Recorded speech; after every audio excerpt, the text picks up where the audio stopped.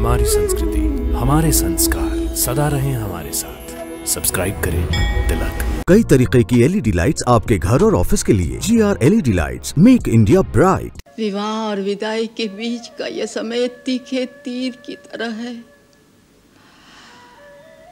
जो विदाई की घड़ी पास आ रही है, उसकी नोक हृदय को अंदर तक बेहती चली जा रही है। लगता है टोली विदा होने से पहले ही मैं मर जाऊंगी। कितना उत्साह था मन में पुत्री के विवाह का, परंतु विवाह होने के बाद मन की स्थिति ऐसी हो गई है जैसे किसी को घायल करके कोई उसका सब कुछ लूट करके जा रहा हो। माँ के हृदय की कैसी विडंबना है कि जो उसका सब कुछ छीन कर ले जा रहा है, उसे आशीर्वाद दे रही है। विवाह और विदाई के बीच का यह समय तीखे तीर की तरह है। जो विदाई की घड़ी पास आ रही है, उसकी नोक हृदय को अंदर तक बेहती चली जा रही है। लगता है टोली विदा होने से पहले ही मैं मर जाऊंगी। नहीं, ऐसा कुछ नहीं होगा। हृदय रोएगा, अवश्य रोएगा। फिर भी अपने हाथों से अपने बेटी को डोली में बिठाकर विदा कर दोगी। संसार की यही रीत है। कैसी है यह रीति कि माता पिता इतने बरस पाल पोस कर बेटी को बड़ा करते हैं और फिर एक दिन उसे अपने हाथों पराए घर में भेज देते हैं। मन रह रह कर घबराता है कि पराए घर में बेटी के साथ कैसा बर्ताव होगा। वहां कौन करेगा लाड़ प्यार? यदि दुखी होगी तो किसके साथ करेगी अपने मन की बात? आज तुम दुखी होती हो तो किससे अपने मन की बात करती हो?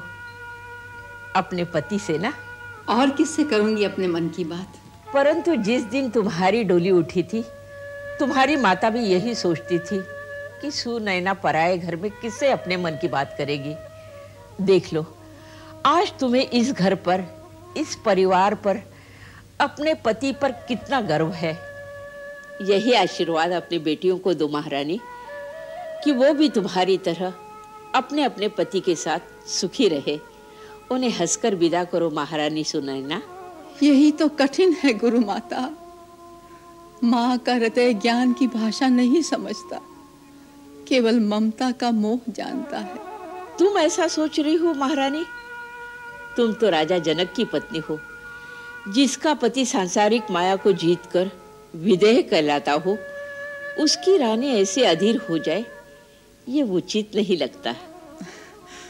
जिन विदेह की बात आप कर रही हैं, उनकी अवस्था नहीं देखी आपने। अभी तो बेटी घर में है, परंतु भिक्षुक की तरह हाथ जोड़े महाराजा दशरथ के द्वार गए हैं, केवल इतना कहने। हमसे बेटी की डोली इतनी जल्दी विदा नहीं की जाएगी महाराज। बेटी के मोह ने मेरा योग, मेरा संयम, मेरा ज्ञान सब कुछ विचलित कर दिया है। मेरी सहायता कीजिए अयोध्यानाथ। यदि आप कुछ दिन और मिथिला में रहने की कृपा करें तो ये सेवक कृतार्थ हो जाएगा। बस इतनी सी बात? मिथिलेश्वर, हम उसी दिन जाएंगे जिस दिन आप स्वयं अपने मुख से हमें जाने की अनुमति देंगे। ये दशरथ का वचन है मित्र।